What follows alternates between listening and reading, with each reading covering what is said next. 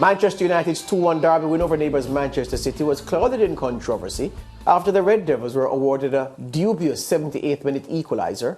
Casemiro played an inviting pass behind City's defence to inform Marcus Rashford, who seemed at the time of the pass to be in an offside position. The England international chased the pass but opted at the last minute to avoid taking a touch, instead allowing Bruno Fernandes to lash home and draw United level. Fernandes' goal was initially ruled offside, with the assistant referee seemingly indicating that Rashford had infringed, but the VAR referee Michael Oliver checked and declared that Rashford did not interfere with play. Therefore, the goal should stand. The decision left the City boss Pep Guardiola fuming. You mentioned on BT the goal, you seemed a bit unhappy about the equaliser. Rashford is in offside, Bruno Fernandes not offside. The question is intervene or not intervene in the action. When one player for 80-yard box shoot and one player is in front of the keeper, no touch the ball, intervene or not intervene is disallowed all the time because there. So the situation is, the decision is of course the referees, the VAR. If the influence for Rashford in making influence for our central defender, they make a line to know it, because otherwise, if no it's Bruno Fernandes, we don't stop the line. We follow the action. We don't make offside. We follow the action, and after the action, intervene from Eddie or not intervene. But this is decision in this stadium with the referee and VAR. So and that we cannot do that. What did improve? After conceding a goal, the next few minutes we cannot concede the next one. And we were there to score, calm. And this is the most important detail we have to improve, yes or yes, for the future. All right, so IFAB, the International Football Association Board, not FIFA, who are football's lawmakers, they say this, Rule 11.2, a player in an offside position at the moment the ball is played or touched by a teammate is only penalised on becoming involved in active play by interfering with player playing or touching a ball passed or touched by a teammate, or interfering with an opponent by preventing an opponent from playing or being able to play the ball by clearly obstructing the opponent's line of vision, or challenging an opponent for the ball, or clearly attempting to play a ball which is close when this action impacts on an opponent, or making an obvious action which clearly impacts on the ability of an opponent to play the ball, or gaining an advantage by playing the ball or interfering with an opponent when it has 1. Rebounded or been deflected off the goalpost, crossbar, match official or an opponent, 2. Been deliberately saved by any opponent. So here to help us discuss the legitimacy of the goal, with that as the context, is head of the referees department at the Jamaica Football Federation, the gentleman Victor Stewart. Victor, good afternoon. Welcome back to the SportsMax Zone. Good to have you. Happy New Year as well. Good afternoon, George. I'm happy to hear to you too, and the SportsMax Zone crew and your listeners. Excellent. So, Victor, was it offside? Well, this has been a hot one since yesterday morning when it first came out. I'm happy that you showcase the laws as it relates to offside, especially the fact that most onlookers who are not so versed with the laws of the game would think that the moment a player is in an offside position, he should be penalized. But when you read those ABCs, that we call them the ABC, the 3 points, interfere the play, interfere the opponent, or gain an advantage, that should send some more to the onlookers and to the average spectator out there. As it relates to this goal, initially we dissect and we said, okay, Rashford did not interfere with play. Rashford did not impact on the oncoming defender. However, in further discussion with some of our top instructors, and in looking back at the clip, Rashford eventually superimposed himself between the player and the ball. And at the moment Bruno Fernandes was about to take that shot, Rashford was basically in kicking stride with the defender, number 25, close behind him. If you notice, he take a diversion to his right because Rashford's presence there had an impact on him. Okay, I'll show it here now. Rashford's presence between the ball there in close proximity had an impact on the number 25 player to chase the ball and eventually make a challenge or gain possession of the ball. So that's where we had the conclusion now that it should have been ruled offside because of the impact he had. And the word impact is coming more and more into the situation. Look at that defender now. He moves, and if you realize Rashford was almost in kicking stride. It was just some communication between himself and Fernandes at that time that caused him to stop. And when he stopped there, the defender had to divert to his right. You know, this is one of the nuttiest decisions I've seen in football. Well, you've seen everything in football, but even you would struggle to recall a specific incident as chronologically aligned to this one. I can't recall any similar offside situation at any level of football exactly like the one that we had on Saturday. And the reason I'm saying that is because for every decision that you make in football, you can say, oh, this happened in that game, that happened in that game. Victor, I can't recall a situation like this, and so it wasn't easy to officiate. No. Yeah? No. So with all of what you've said, is it Michael Oliver at Stokely Park in the VAR room who should make that determination based on the set of facts that he has in front of him? Or is it the poor on-field assistant referee and Stuart Altwell, the man in the middle with the whistle, who in the cold and the pressure of the moment, should we expect them to make that decision? Or Michael Oliver and VAR should be able to say to them, gentlemen, this is the situation, offside, no goal?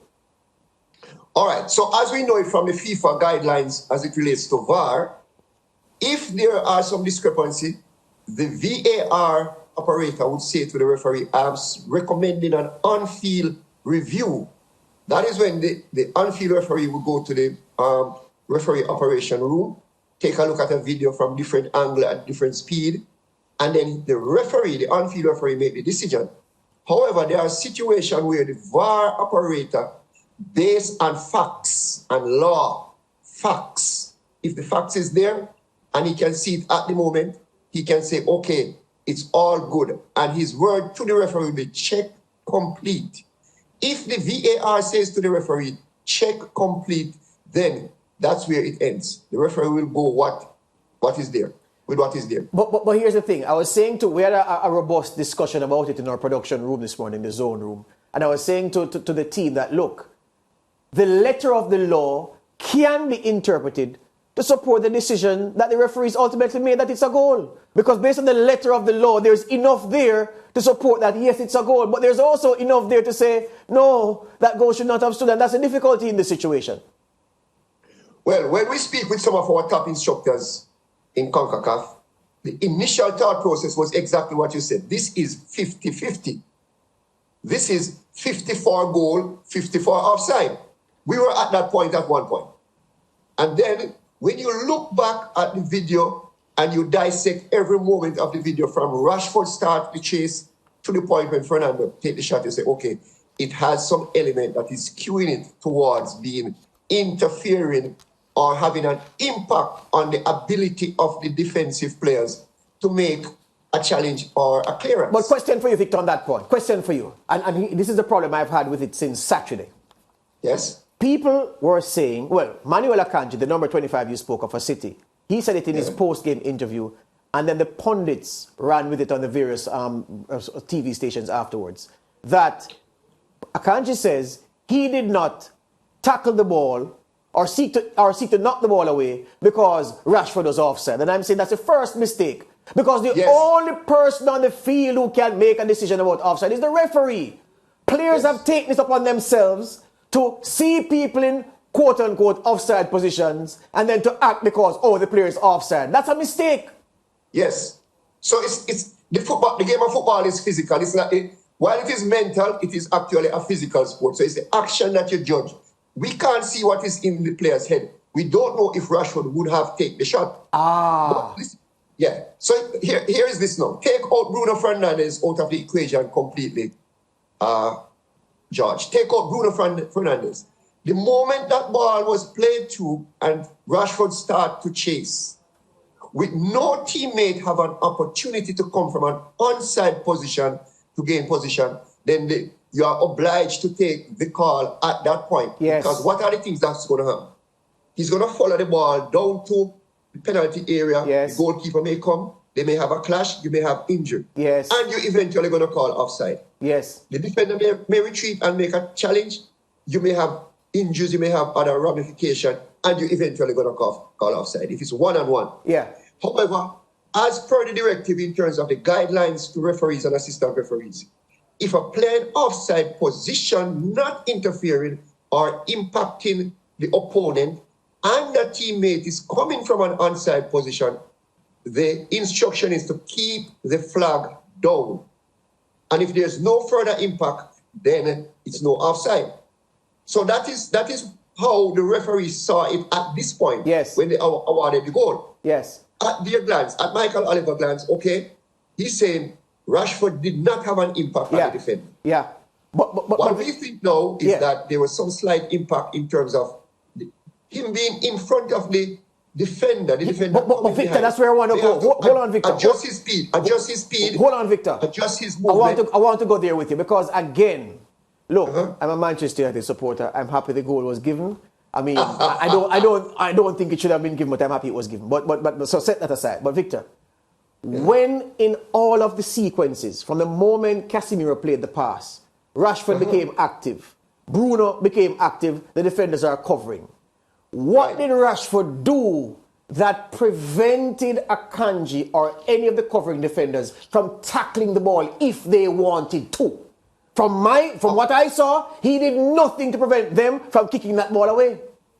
So how is he then offside? How is he off? How is he interfere with play if he has done? If you look at the letter of the law, you know, and I know you know it like the back of your hand, Rashford has not touched the ball, and he has not done anything. He's not looked to block off somebody. He's not grabbed anybody. He's done nothing to prevent Akanji, if he wanted to, from kicking the ball or from attempting to kick the ball. How then someone will ask, is he interfering with play? So, I agree with you on the point that Rashford did not initially impact, because you said interfered play. So let's take out interfered play. Yeah. Interfere with play means actually playing the ball. And he didn't do that. That is out. Yes. He did not do that at any point. But the moment he started to chase that ball, he maintained close proximity to the ball to the point when Bruno Fernandes struck, he was almost in the kicking stride. So that was a communication between Bruno and Rashford at that point when Rashford leave alone for want of another term. Yes. For Fernandes to kick. Now, we're saying now, Rashford being closer to the ball, the defender, the number 25 player coming back, had to adjust his speed, had to adjust his direction to get around Rashford. So that is where the impact, however small it is, would have had on his ability to make the challenge. Yes. He would have to go through or around Rashford to make that challenge. So Victor, I was saying again to the team this morning that what makes it definitive for me, on top of all that what you've said, which I'm accepting, what makes it definitive for me that there was an impact from Rashford? The goalkeeper, Victor. More than anybody else, the goalkeeper was put out by Rashford's run because he came out of his goal to try to narrow Rashford's angle at his goal. And in doing so, left a gaping goal for Bruno Fernandes to kick the ball into. So the goalie for me is the most disadvantaged of all the defending players because Ederson came to block Rashford. Oh, Rashford is not kicking. Bruno comes from a different angle. Bam, almost empty goal he scores into. That's why for me, Rashford was impacting the play.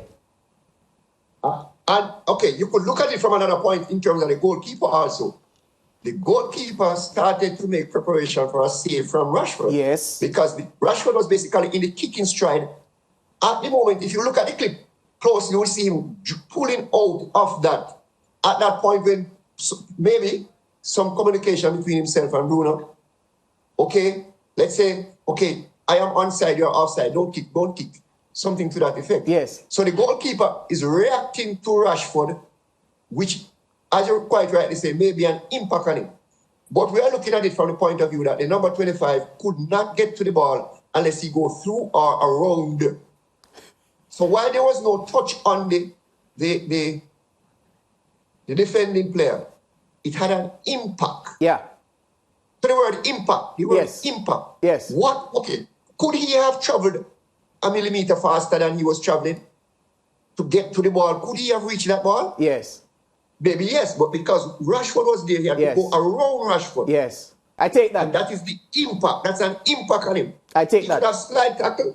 He could have stretched his leg and played that ball. Yes, I take that point, Victor, and I guess, you know, you live and you learn. This incident is one that I'm sure will pop up in many refereeing instructors' courses and teaching courses. Absolutely. This is unique. And you may come back and somebody say, okay, it's not offside. Yes. Then the next year people will come with it. Because this is going to go into the FIFA archives. Yep, it has to. Debated. But as you said, George, initially our thought process was 50-50. Yeah. 50-50. Then when you look and you say, okay, hell, this defender, they are coming back. Yeah. Couldn't get to the ball. He could have slide and played. If he had Bruno Fernandes alone to contend with, he could have put in a tackle. Yeah. I agree with you on that. Victor Stewart, thank you very much for your time and for your explanation, your contribution. All the best to you. We'll talk again. Happy New Year, man, and thanks. Yeah, all man. the best. All the best. You're welcome. That's the man heading the JFF's referees committee, referees instructors group, Victor Stewart, a former referee himself, top flight referee. All right, break time. Back with more Mariah. Pops up. Zone Update 2.